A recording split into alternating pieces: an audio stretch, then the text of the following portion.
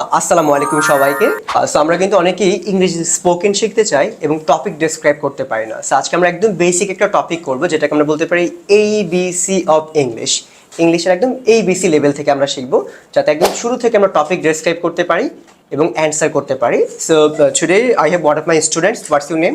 Mithila. So Mithila, আমি মিথিলাকে জিজ্ঞেস করবো যে যে ভুল করবে কারেকশন করে দিব, এবং মিথিলার মাধ্যমে আমরা আমাদের স্পিকিংটা কারেক্ট করতে পারবো।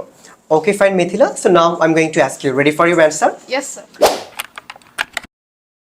Which place do you like most? Thanks for asking such a nice question. So there are many places I like, such as hometown, then historical places, museum, and so on. But I like most my village. ওকে, দেখেন ও কত চমৎকারভাবে অ্যান্সারটা করলো। প্রথমে কিন্তু একটা কোশ্চেন্সের answer করার আগে বলেছে it's a nice question for me, thanks for asking.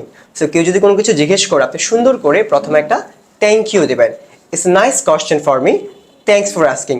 এরপরে আমরা ওই কোশ্চেনটা এক্সপ্লেইন করব। সো যেমন আমি আমার হোম টাউনটাকে সবচেয়ে বেশি পছন্দ করি।